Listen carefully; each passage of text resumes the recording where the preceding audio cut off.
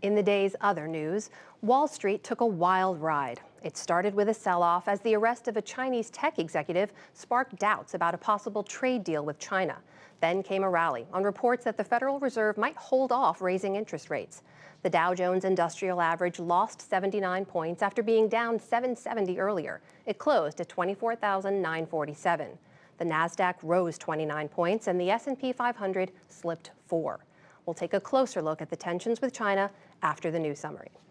The Trump administration today called for rolling back Obama-era mandates that make new coal-burning plants emit less carbon.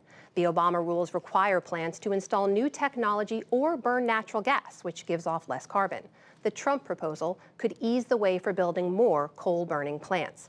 It's the latest in a series of steps to relax emissions rules. In Australia, an appeals court overturned a former Catholic archbishop's conviction for concealing child sexual abuse. The court ruled prosecutors failed to prove that Philip Wilson covered up crimes by a pedophile priest in the 1970s. He had been the highest-ranking Catholic cleric to be found guilty in the long-running international scandal. Abuse victims said their fight is not over.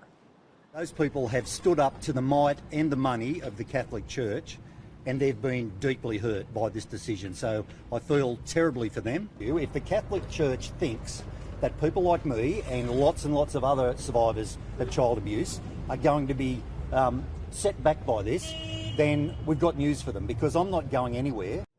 Wilson is 68 years old. He'd already served 4 months of a year-long sentence in home detention. At least 1 Marine is dead and 5 missing after 2 military planes crashed off Japan early today.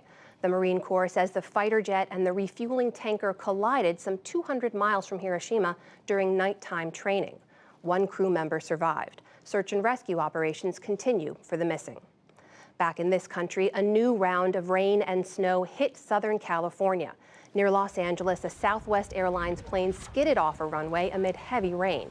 No one was injured.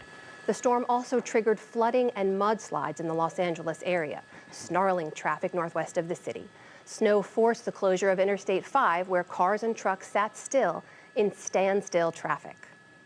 The U.S. Senate today confirmed White House budget official Kathy Kraninger to run the Consumer Financial Protection Bureau.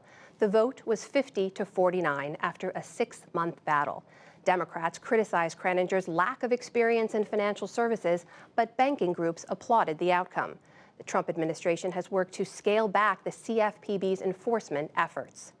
And Congress has passed a 2-week spending bill to prevent a partial government shutdown tonight.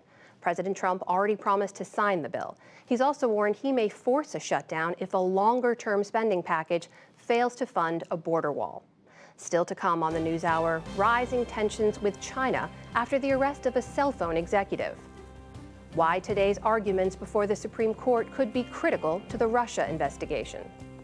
Delegations from both sides of Yemen's civil war convene for peace talks in Sweden, and much more.